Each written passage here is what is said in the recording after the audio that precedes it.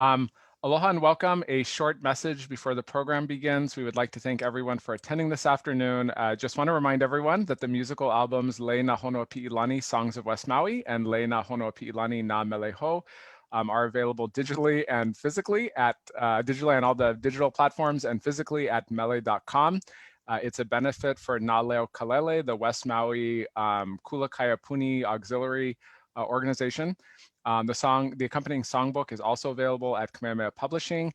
And Lena Hono Pi'ilani Na Meleho is a finalist for 3 Na Hoku Hano Hano Awards. So good luck to them. And please support our immersion program by listening to these wonderful mele. Aloha. Velina mai kako, mahalo everyone for joining us this evening. Since 2018, the Na'ai Kanio Maui Culture Center has been hosting the free public HK West Maui Community Fund Kanaka Scholar Series. This series is co-sponsored by HK West Maui Community Fund, the University of Hawaii Maui College Hawaiian Studies Department, and the Kue Petition Hui. The lectures occur monthly. The series features a host of new and established scholars, also innovators of their research and their work in Hawaii and Hawaiian communities. We proudly present this to you via Zoom and live through HK West Maui's Facebook page. Tonight's presentation, A Genealogy of Punishment in Hawaii, the Current Trends in Criminal Justice System. Dr. RaeDeen Keahiolalo Karasuda is a 2007 Soros Justice Fellow. She received her PhD in political science from the University of Hawaii at Manoa in 2008. Her dissertation, The Colonial Carceral Prison Politics in Hawaii, analyzes the historical and contemporary ways that policy, representation, and narrative perpetuate and enable the criminalization of Hawaiians. RaeDeen also developed and taught a political reintegration curriculum to women transitioning out of prison. In her current position as Director of Native Hawaiian Partnerships at Chaminade University of Honolulu, a key strategic initiative is to create educational pathways for formerly incarcerated adults and children of incarcerated parents. Give a virtual round of applause to tonight's speaker, Dr. RaeDeen. Aloha and Velina. Mahalo. Thank you. I just want to thank everybody I want to thank you for inviting me. Shout out to Maui. A lot of people don't know this. I'm from Oahu, but I got started in academia when I was attending Maui Community College. And I always like to tell that part of my story because it is so meaningful to me. I moved to Maui in 1993 and was working at a organization called Alternatives to Violence. And in that same year, I was diagnosed with cancer. And a month later, ended up losing my job after the surgery. So, you know, at the time, of course, it was a big trial, but I had always wanted to go back to school.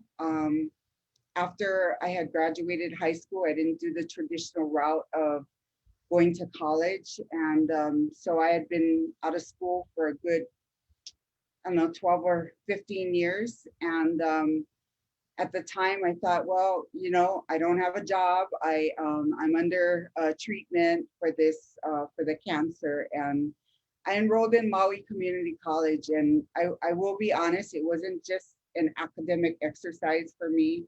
It really did give me something to look forward to every day. And it was there that I met a professor who was Al Sparks, who since passed away. But there was something about political science that I loved because it wasn't a matter of learning about one particular subject, but learning how to think about what I was thinking about. And within 2 semesters, I ended up going to school full-time, starting in '94 and continued on until 2008 when I finished my dissertation. I also segue into that story because a lot of my research around criminal justice has has much to do with the experiences that I had as a counselor at Alternatives to Violence. And one of the biggest questions I had when I was there was, why are so many Native Hawaiians being mandated and court ordered to this program? And so when I was working on my dissertation, what really opened the research for me was attending a symposium at the University of Hawaii at Manoa and listening to a graduate student who had also been incarcerated in Halava Correctional Facility, in a medium security facility. And during the symposium, during his talk, he said one thing that really struck me, that at the time was, and still is, very, very profound, which was that every night the guards would call Hawaiian last names, beginning with the letter K, when they did the evening roll call, and it would take 15 minutes. And, that really hit me like a ton of bricks, because I thought, is that the roll call of Native Hawaiians? And so I started to think about, why are Hawaiians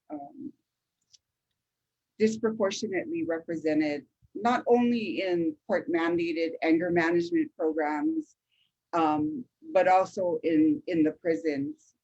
And so I proceeded in almost a naive way to start to research the issue. I went to the University of Hawaii library, and I expected to find a whole host of literature on the subject. And I was really, really surprised, because by the time I stopped looking at the research, I had a pile high of maybe 3 inches high. And I thought, how can this be that this is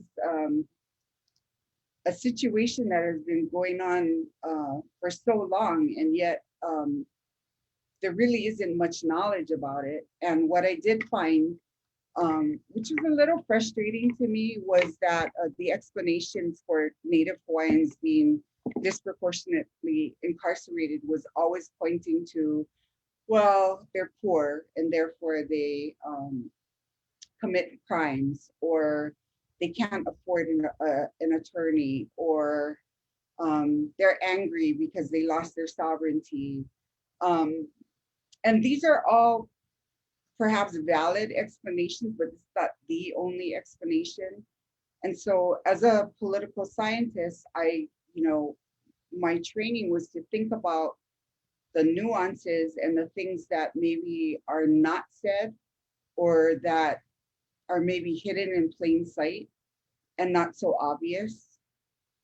And so I began to, I started off looking for quantitative data that could support the research that I was doing, beginning with the public safety department.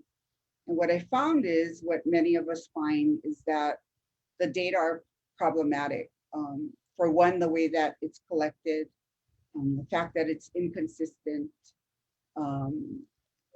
that it's in piecemeal. And so what I was finding was not satisfying what I needed to know. And one night I got an email from one of my committee members, and it was just a one-liner, which was, did you know that Lili'u's grandfather was publicly hanged?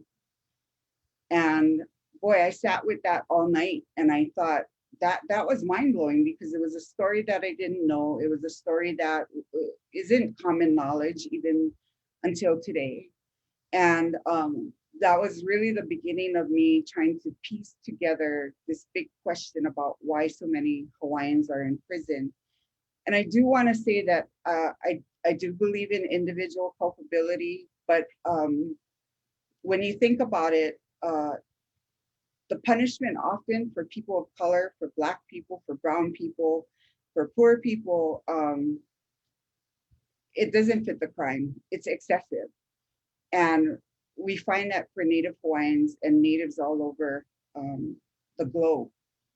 And so you know, I started to go down this track and look at the issue from a political and historical standpoint. And what I discovered was that after the coming of the missionaries in 1828, and it is common knowledge that they did start to change the landscape, the culture, the laws, the politics, but they really intentionally use sanctions, criminal sanctions, as a means to depoliticize and dispossess Native Hawaiians. And as I started to do the research, I started to see patterns, different stories, but similar patterns. And you know, finding out about Lili'u and Kalakawa's grandfather being publicly hanged was very difficult to do that research, to think about the things that the royal family went through as a family. And basically what happened was Chief Kamanava was accused of adultery. And as we know, the missionaries were sanctioning or bringing their Western ideals to Hawaii and using sanctions against Native Hawaiians. And allegedly, and I say this with all sincerity because I've never found out whether or not Chief Kamanava actually did this or didn't, but he was accused of murdering his wife and tried to escape to Kaho'olawe, but was brought to Western trial format in October 1840 and found guilty along with another person that was said to have been part of the conspiracy to murder Kamanava's wife. And within a few weeks, he was publicly hanged at the Honolulu fort. And depending on the resource that you look at, I read a Seamen's Journal that said that there were 800 Native Hawaiians who were forced to witness the public hanging at gunpoint. I've also read Chapin's book, Shaping Hawaii, which says that there were 10,000 Native Hawaiians. And both authors talk about this incredibly painful wail that came from everybody who was forced to witness it. And you know, when we think about what is a public spectacle for, why didn't the missionaries, why was the execution made so public? And why in front of Native Hawaiians? And really, I think that public spectacle was meant to be a message to Native Hawaiians that even the highest ranking chiefs could be punished under the colonial rule. And it was meant to intimidate. At the same time, and I think this is really common in any industrial complex, like the prison industrial complex, there were other things that were happening at the same time of the execution. One being Lili'u and Kalakaua and their cousins were attending the Royal School for Children. And the very missionaries who orchestrated and coordinated the public hanging were their teachers. Chief Kamanava asked to see Kalakaua, who was about 3 or 4 years old at the time, and his cousin, who was about 8 years old. And rather than, his teachers brought them, but rather than just having them talk to their grandfather, they also forced this 4 and 8-year-old to watch the hanging. And at the same time, you know, there were numerous conflicts going on at the school, teachers withholding food from the royal children, physical abuse in the name of discipline, just a total disregard and disrespect for the people of the land, for their culture, for their leaders. And so I think when we think about the overrepresentation of any people in prison, we have to think about a lot of the stories that are going on around that situation that either perpetuate or enable it to continue. Part of my research goes on to look at the way that Lili'u tried to decriminalize opium in Hawaii because it was so rampant with the coming of bringing Chinese immigrants in, and so too did opium come. And she saw decriminalization as a way to quell that, and I actually agree with her. But if you look at the transcripts or the stories that went on during the legislature, you'll see much the same kind of demonization of people that we see in this 21st century that we've had an upfront and close view of in the last couple of years. And so in that way, that the trend and the patterns are very similar. And then at the same time, there again, what's hidden in plain sight? There's stories and that have been validated that as people were demonizing her in the legislature, they were also confiscating opium and selling it to the British. And so, this is not just a double standard, but just blatant disregard for the people who are of this Aina was so evident. And we continue to see that over and over. And I'm hoping that we can have it's hard to have a conversation on Facebook, but I'm hoping that this at least elicits some sort of a conversation, even if by chat, about how we've come to today. I think that what we're seeing today, not just with Native Hawaiians, but with people of color and immigrants and poor people and LGBT, and all of these people who have been dispossessed by those who are privileged. I think what we're seeing is excuse me if I'm stumbling because I'm trying to think this through, but one of the things that I've been watching really closely is, of course, as we all have this COVID situation, but more importantly, what's been of great interest to me is the fact that we're kind of down the road with the prison industrial complex. That's not to say that we can't intervene or abolish by any means, but it's a pretty well-oiled machine. For the first time, at least in my history, I'm getting to watch the birth of a new industrial complex, which is the COVID industrial complex.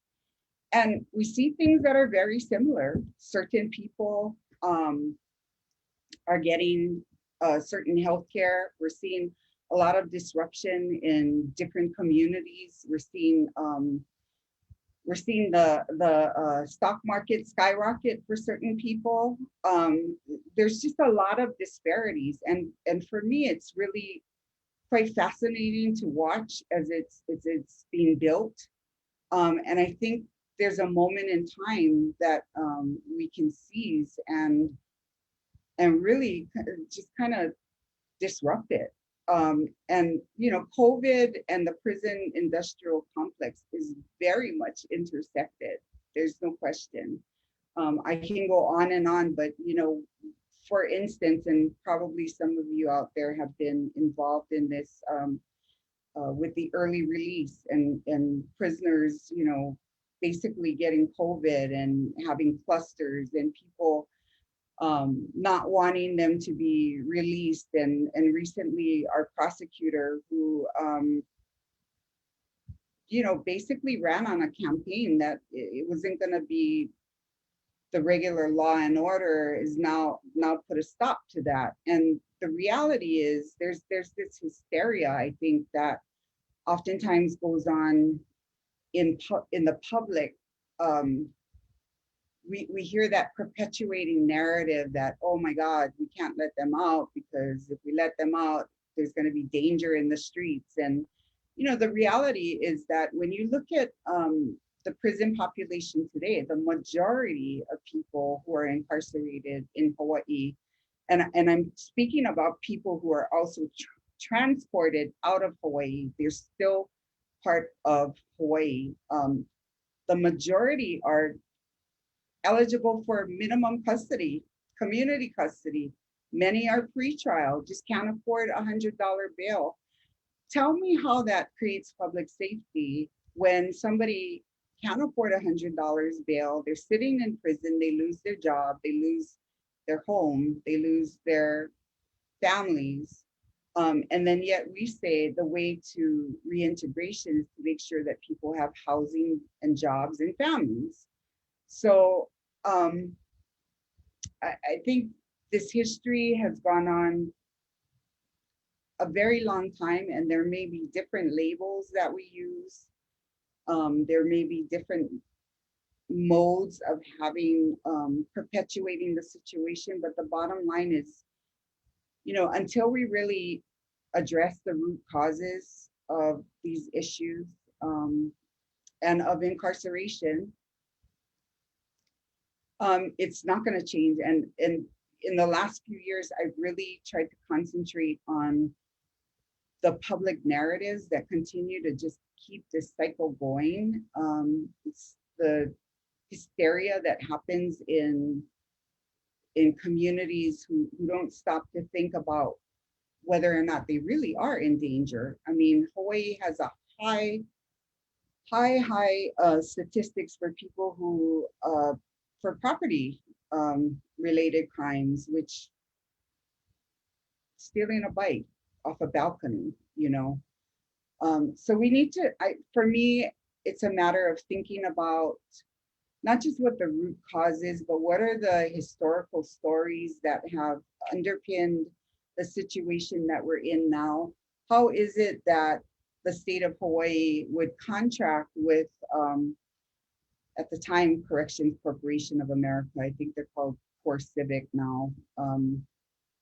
How is it that we would actually build a prison, especially for Hawaii prisoners, to be transported to Arizona? And at the time, the private prison could basically had a menu. They wanted people who were on the younger side that didn't need a lot of medical help. They wanted nonviolent prisoners who, again, were probably eligible for minimum custody. This is something that we need to look at in terms of people commodifying other human beings. And as far as I'm concerned, it's, it is a legacy of colonialism and slavery and human trafficking. And I do have to say that I've been in the advocacy against Native Hawaiian incarceration for a while, even prior to getting my PhD. And it's a giant problem. And 2 decades ago, I was trying to intervene in every piece of that problem. And what I found is that for folks who are interested in seeing this stop, it's important to be very selective and go as deep as you can in the solution that you want to engage in, whether it be fighting against privatization of prisons, abolishing cash bail. It's really, I'm sure I'm preaching to the choir, but it can be very exhausting trying to swim upstream. And I always tell people who just get into it is conserve your energy and use your energy for the things that you can do, because it is a huge issue. And unfortunately, there's a majority that wants to see the prison industrial complex continue. And so it's really important, at least for me, to be focused on the things that I'd like to see changed, and not to focus on too many things, so that I can try to make a difference on the few things that I am concentrating on. So, I mean, that's my research in a nutshell, and I welcome a conversation. I don't know, Bianca, if you're the one moderating, or Lance or Kanani, but definitely welcome conversation. Always look forward to talking story with people about this, and taking a deeper dive and looking at how we can bring change to the landscape, and permanent change.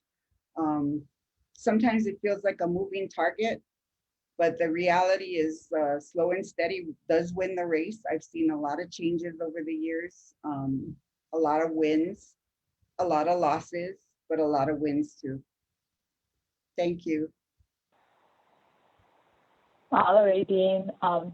We do have questions, and thank you so much for that. Yeah, there's a lot to sit with, and we have a lot of questions. Shana Wailana Kukila asks, could you please ask about the foster care and adoption system, and if you think this is an issue to be addressed?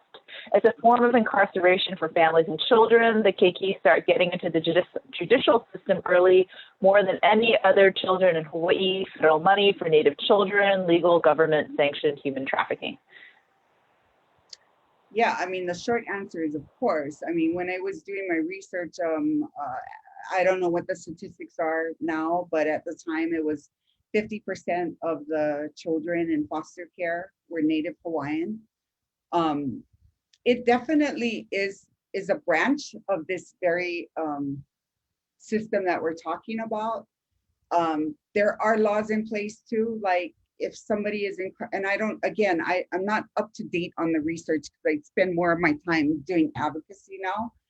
But you know, at one time, and it's probably still a law, if somebody was incarcerated for 16 months or more, their children were automatically eligible to be adopted out. And at the time of my research, it was very common for Native Hawaiian children to be adopted to people on the mainland. And so they were, you know, it was not only part of the system in that people were losing their children and it was disproportionately Native Hawaiian, but we were having children that were literally taken from Hawaii and transplanted someplace else, lost their connection to their home, to their families.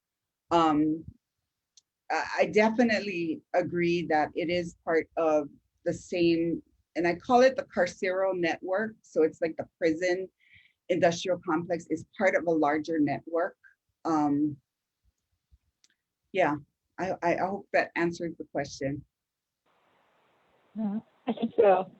We have a, can you comment on Hawaii and the judicial system sorely lacking rehabilitated and reintegrated programs, if you believe that's the case?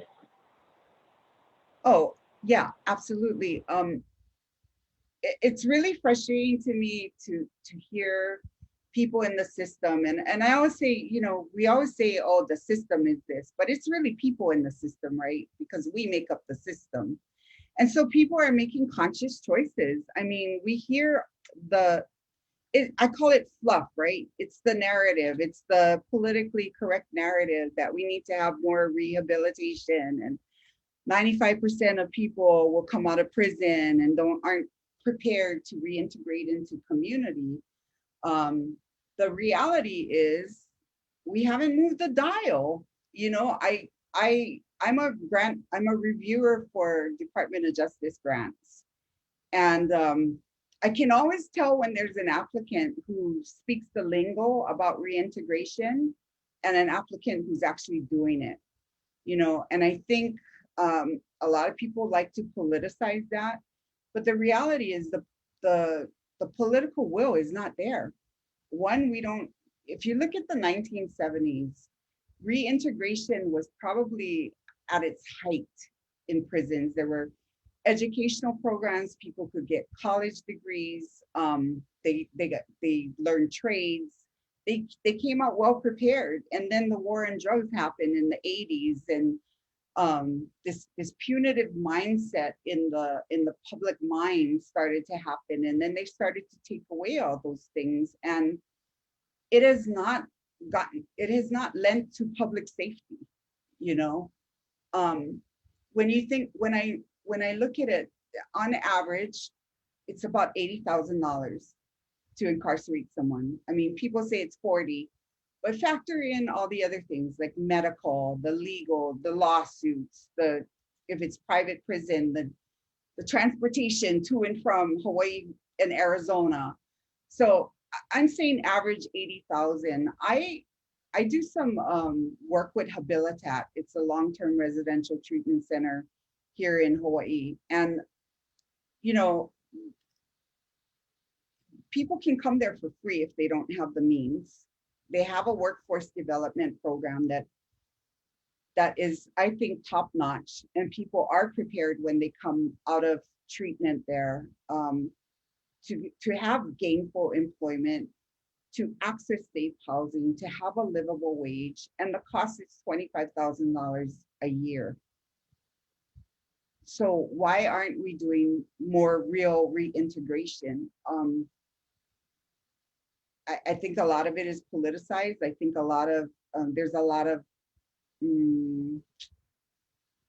opportunistic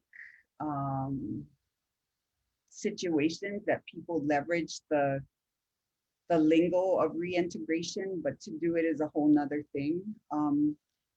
When Kanani introduced me earlier, I did do a political reintegration curriculum with women who were transitioning at the time out of TJ Mahoney's. And I purposefully did not do the typical reentry curriculum where you gotta, and this is not to knock it. I probably sound really facetious. It's not to knock it, but I wasn't interested in going in and telling them that they had to think positive, and that because they were thinking negative or doing negative things, that's how they got incarcerated. I was interested in teaching the women there the same things that I would teach at a college. And I will tell you that the transformations that I saw, because knowledge is power, experience is power, were incredible. I just had breakfast with somebody that I taught at TJ Mahoney's in 2007. She's gainfully employed. She said she's reconciled with her family. She has a place to live. She's doing wonderfully. She still remembers that class and all the things that we learned together. I think it's important how we deliver our programs as well, as because when you go in and you just look at somebody as, okay, they have to change their criminality or their criminal behavior, then what are you doing? You're just basically labeling this person and failing to see their full potential. So that's my plug on reintegration. Well, yeah, we have a lot of private message questions pouring into, and this maybe speaks to some of, because you mentioned some of the larger policy questions involved. What are the kinds of public policy choices that the private prison in Arizona makes on behalf of the government? Say that again, one more. What are the kind of public policy choices that the private prison in Arizona that are made probably perhaps on behalf of that private prison, or like what public policy does it support? Like how does it help like either the people who are incarcerated or like the larger public? How does the policies that are related to the private corporation? Why does it happen? And why is it supposedly in the public interest, like that these Arizonan the private prisons happen? And Yeah, the bottom line is it's in the stockholders' interest, right? I mean, it's a multi-billion-dollar business, multi-billion dollars. And it's, as far as public policy is concerned, it's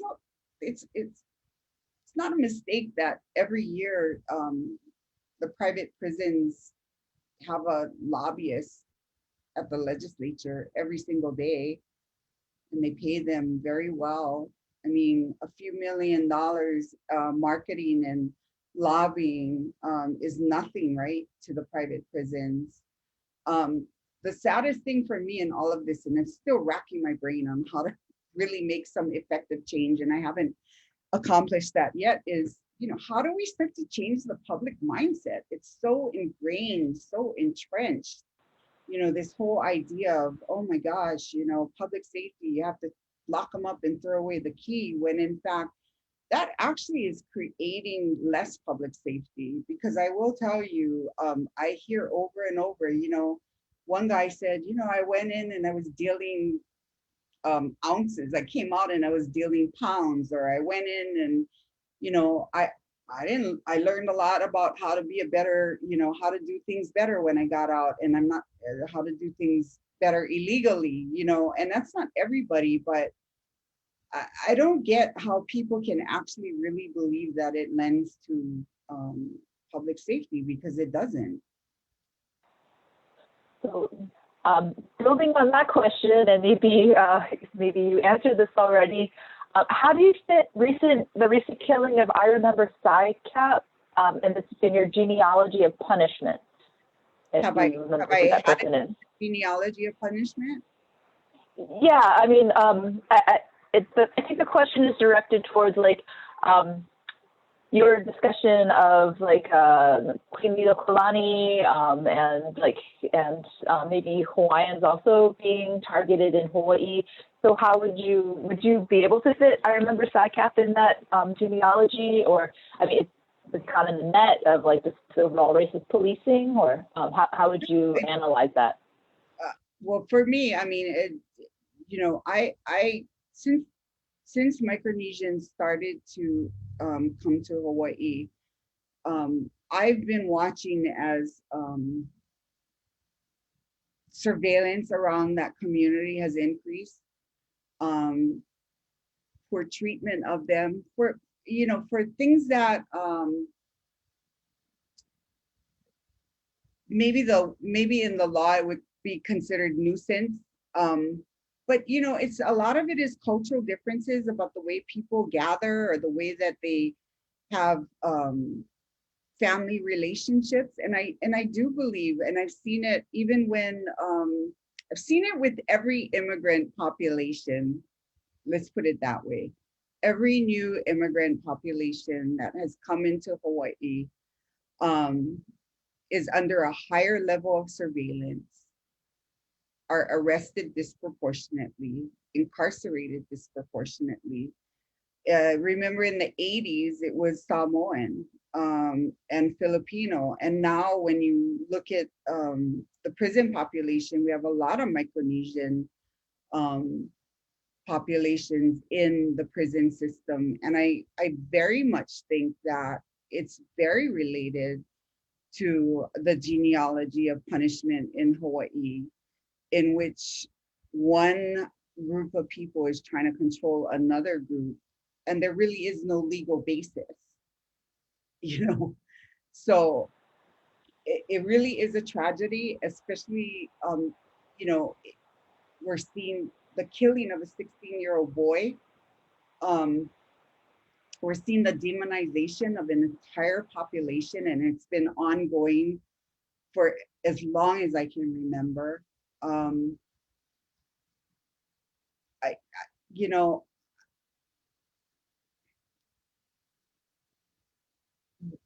want to say this, is that I don't see enough support of new communities that come to Hawaii or go elsewhere. I don't see a lot of support rallying around them. I read somewhere, I think it was on Facebook, that a lot of the Micronesian population just feel this hatred from other people toward them. And honestly, I don't understand it, but that hatred also shapes and forms in new laws, in police shootings, in people being arrested for quote unquote trespassing or loitering, which really a lot of times is gathering. So the disparity is huge among the Micronesian population and the way that they're being treated. It reminds me of a book that I read a long time ago, and the title was The Rich Get Richer and the Poor Get Prison.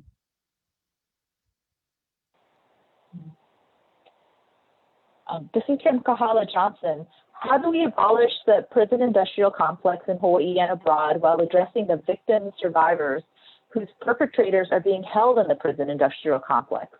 I would want to abolish the prison industrial complex while making sure those victims, survivors receive the safety and support they need, as sometimes there is fear that perpetrators will punish those who helped incarcerate them after they are released. That's a really great question and a very valid question. So let me just clarify based on that question, if there is violence and somebody needs to be incarcerated because they are very violent and there is a danger to the victim or the survivor, hopefully they are also getting education and reintegration preparation while they're in prison. There's a part of me that, yeah, I believe in abolishing, and yet at the same time, questions like that make me realize that if we are going to abolish anything, there has to be something in place. And I think a lot of people over the years have talked about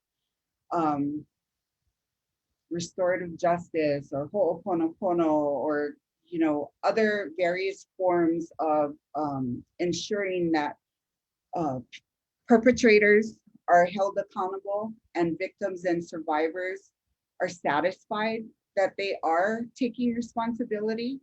I can tell you from my perspective, I have been a victim of crime several times, some really minor and some very major. And in each of those situations, maybe 30, 40 years ago, I think, yeah, throw them in jail and lock them up and never let them out. But, the reality is when I think about those situations, I personally would not want to see the person or people incarcerated. I would want to see them take responsibility and be held accountable. And I'm not sure that prison is doing that. And so that for me does not satisfy me, although it may satisfy some people who have had crimes committed against them. I do think we need to listen to the victims and to people who have survived crime. I do think that is a question that should also include those people who have experienced crimes against themselves. Because we're all at different levels, right, with our experiences. So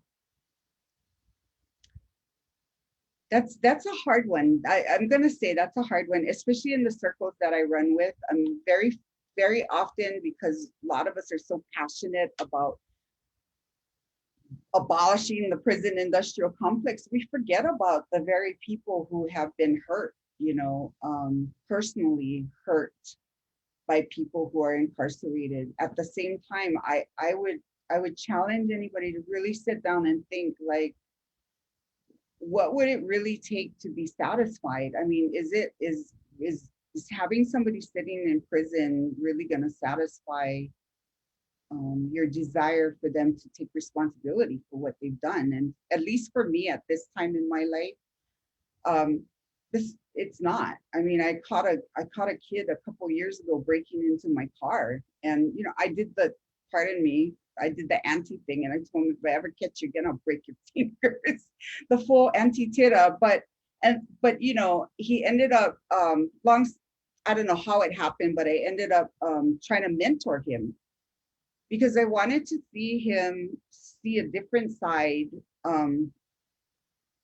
of community and of life. You know, the money he stole and the broken lock. I mean, having him go to juvie wasn't gonna change anything. So how can we see the situation and actually have some influence?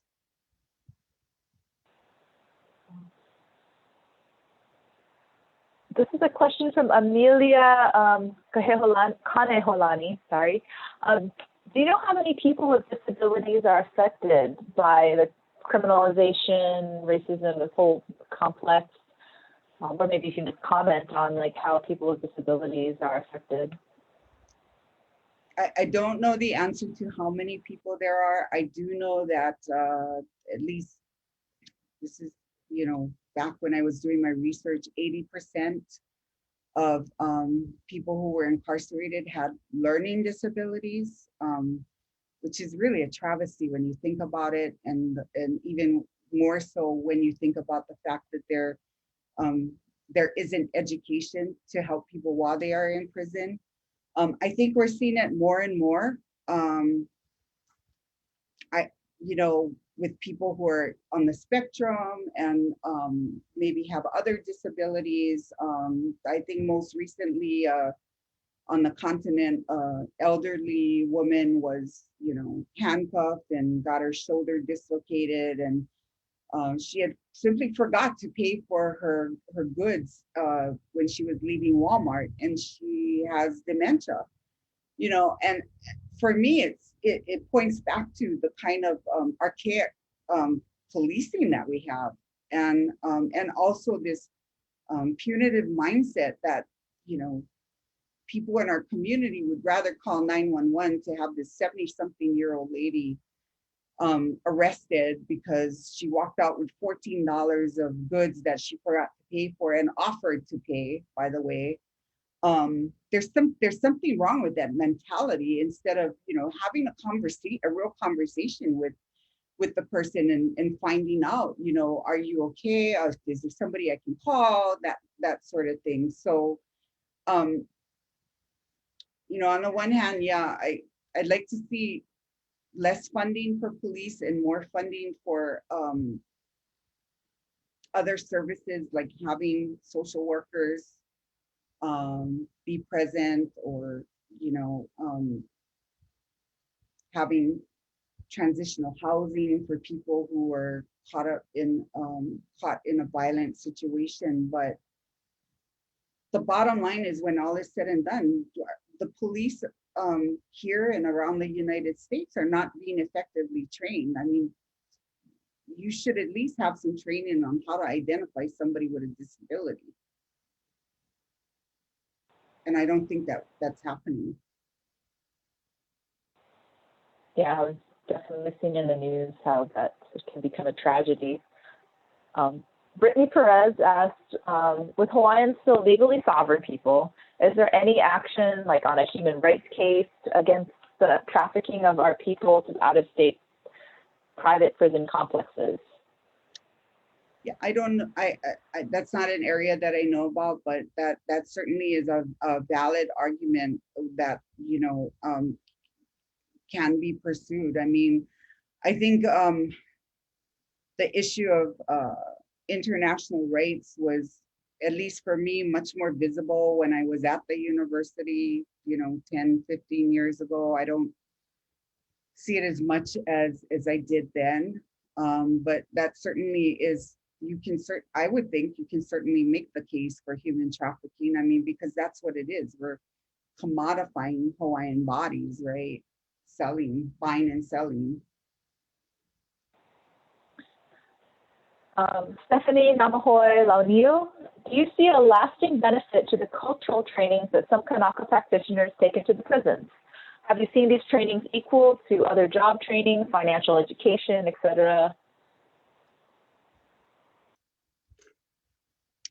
I would put it on equal playing field, but I would say that the results are different. What I've seen is that cultural education or renewing. Well, first of all, let me say this. A lot of people who are in prison have been disconnected from their culture. When I was teaching the curriculum at TJ Mahoney's, I mean, I taught history, I taught political science, I taught all of those things. None of the women knew that Lili'u was incarcerated. Most of them were Native Hawaiian. It was the first time that they had a chance to understand their history and to see how maybe it was related to what they were going through on a personal level. So I do think the consciousness raising is really important. I also know that there's a lot of cultural practitioners who have gone into the prisons and have made tremendous differences in people's lives and have continued to mentor people when they came out. I think without preparation for getting a livable wage, that's really tough. I've seen a lot of people recidivate. They've come out really excited. They themselves wanted to be cultural practitioners. I think they need to be supported with every possible resource in order to continue that. And part of that is being able to have gainful employment.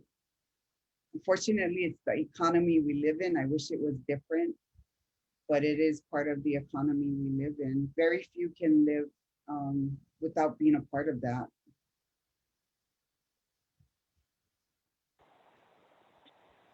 Thank you. There's questions coming in through the private messaging too.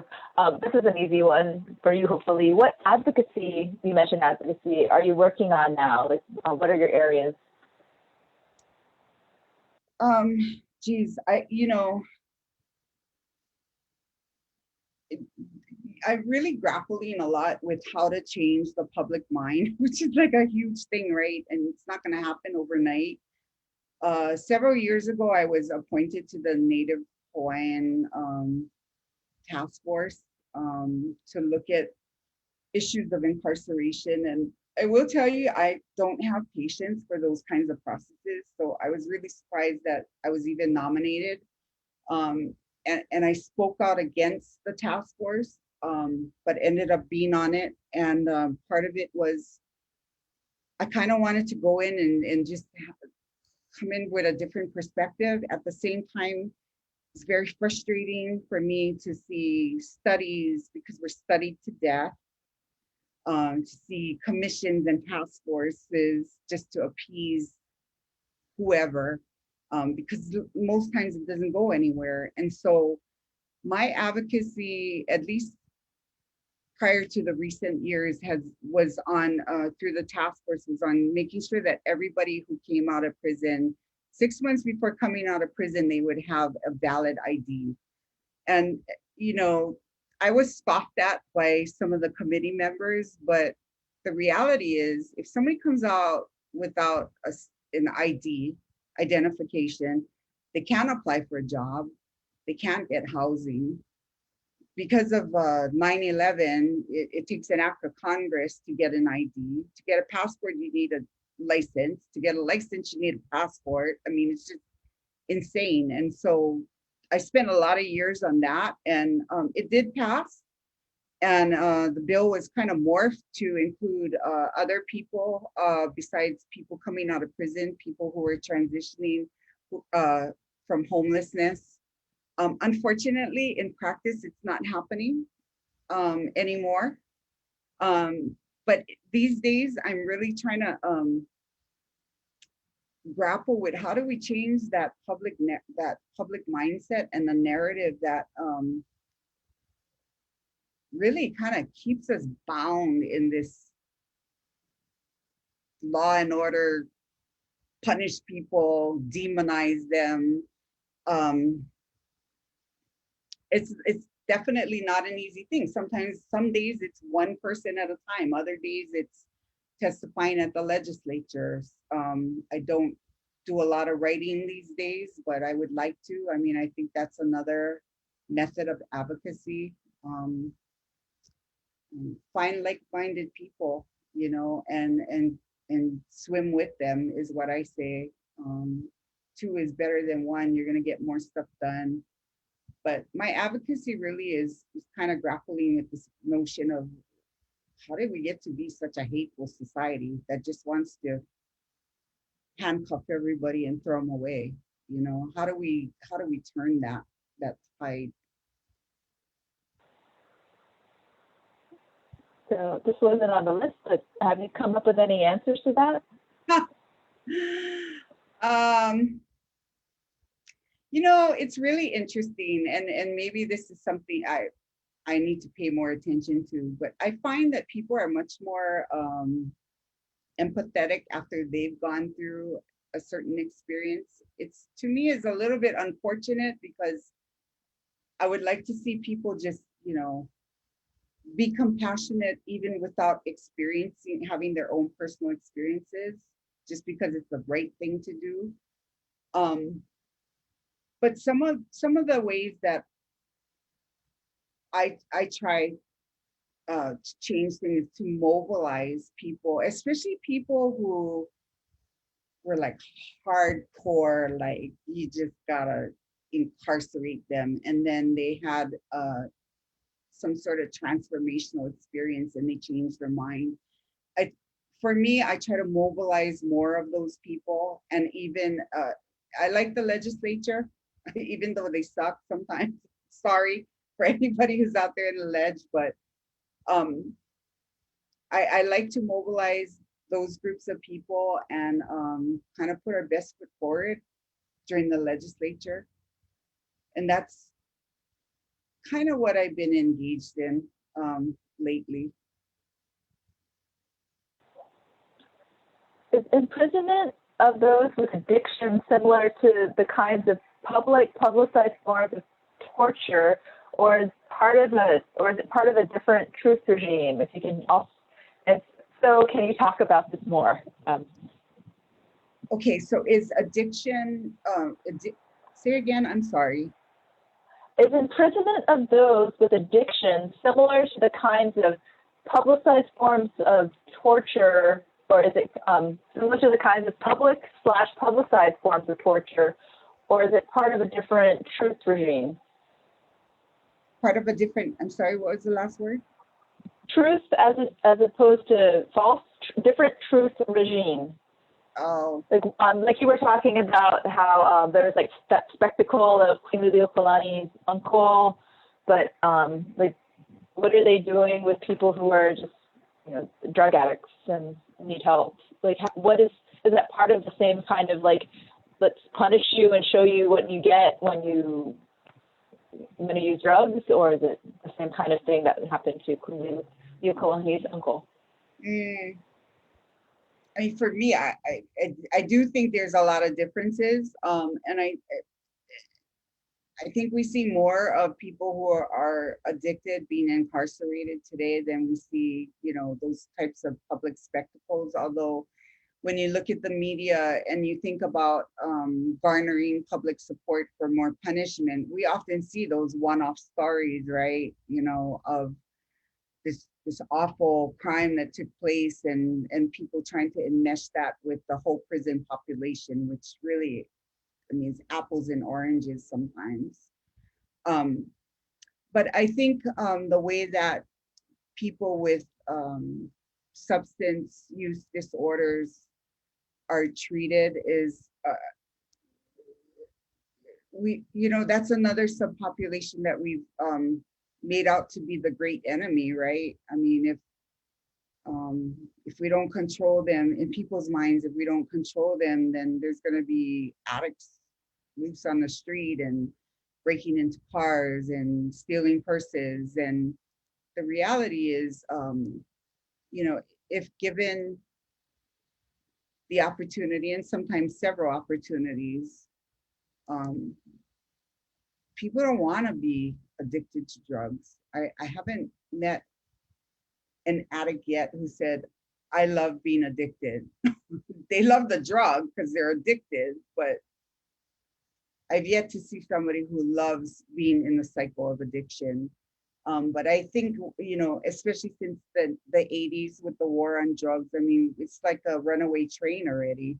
We see drug addiction not as a situation where somebody needs support, but as a situation where the person needs to be kind of thrown away and out of sight, out of mind, in prison. And by the way, there's lots of drugs in prison. So sending somebody who's addicted to prison to stop them from having addictive behavior is actually not the answer, because there's a lot of drug use and a lot of drugs in prison. Well, I want to thank you for all like the wisdom and compassion you brought to such a sensitive topic. And if you have anything else to say, any other closing thoughts? You know, I just want to thank you so much for inviting me to do this. It's honestly, it's always an honor, and to be able to share my research. I hope more people will be interested in kind of building on it. And I guess the last thing I want to say is I appreciate all the thoughtful questions that you shared tonight. I mean, I love it because that tells me there is hope in our society. There are people who are thinking, you know. So thank you. Yeah, and if you get a chance, please check out the Facebook page. There's a lot of just wonderful comments that weren't questions, so I didn't read them. Yeah, and some people will watch it after, and they will ask questions later. So definitely, if you could take a look back in a little while, maybe not tonight, but in a little while, people will watch it and they'll ask a question while they're watching it. And so, if you wouldn't mind doing that, it would be greatly appreciated for those who weren't able to watch it live. Yes, for sure. Thank you.